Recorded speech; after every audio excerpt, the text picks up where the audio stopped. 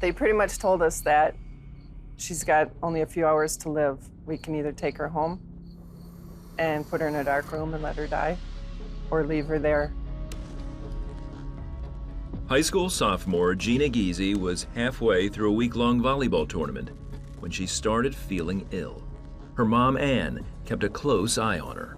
On Thursday, she went to school, not feeling good, but she had a volleyball game that night, and so she wanted to make sure she could play in it. By game time, Jeanna had developed double vision and was too tired to play. We knew something was wrong, so then Friday morning I called her pediatrician. Her pediatrician was concerned about the double vision and referred them to a neurologist.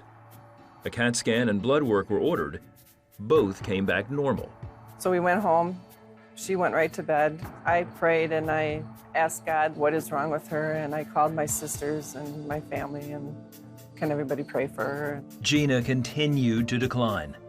By Saturday morning, she couldn't walk, so Ann rushed her to the emergency room. As doctors probed for answers, Ann remembered an unusual day in late September when a bat flew into church, and Jeanna went to help it. She picked it up by the tips of the wings and carried it outside, and on the way out, it bit her in the finger. The bite was just a pinprick, so they cleaned it and thought nothing more of it. Now, however, his face turned white, and he said, she's going to Children's Hospital. I was getting worried. I didn't know what could be going on with her. It would take 3 more days for tests to confirm the doctor's fears: rabies. The virus attacks the spinal cord and brain and is 100% fatal if not treated immediately. For Jeanna, it had been 4 weeks, too late to receive the vaccine. And they were like, she's probably only got a few hours to live, and there's really nothing we can do. My husband and I looked at each other and we just both started crying. Her doctor did have one suggestion: a theoretical treatment never before tried.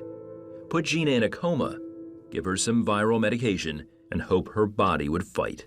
Dr. Wilby had no really idea on how long they'd keep her in the coma. We don't know if it's going to work. She could come out a vegetable. We just don't know. With her parents' permission, doctors proceeded.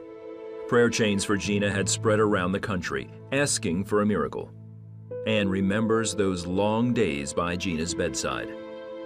Finally, after a week, blood tests showed signs that Jeanna's system was fighting. She had more antibodies than they've ever seen. So that there is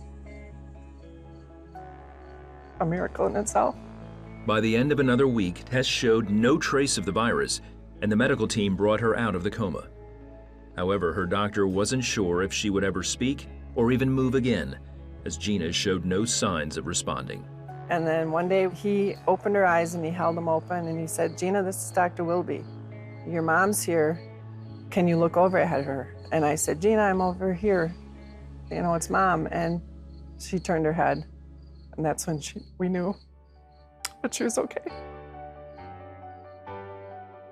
The first thing that I remember from waking up, my entire family came, went down to the cafeteria to eat dinner, and I just remember brothers were, saying jokes, and I was having a really great time. In therapy for the next 9 weeks, Jeanna would need more prayer and God's strength.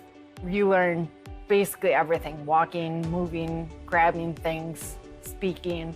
It was a huge mix of emotions between pain and frustration and confusion and everything together. Then on January 1, 2005, Jeanna came home. In fact, she made medical history as the first person ever to survive rabies without the vaccine. It was a special day. Awesome to have the whole family together, not in the hospital. That was nearly 17 years ago. Today, Jeanna is married, has a college degree, and is the mother to 3 beautiful children. She also races sled dogs and enjoys living life to the fullest. I do thank God that, hey, I'm still breathing. I have this family. I'm doing all this stuff. So yeah, I think between educating others and being the wife and the mother and having my family, I think that's why I'm still here.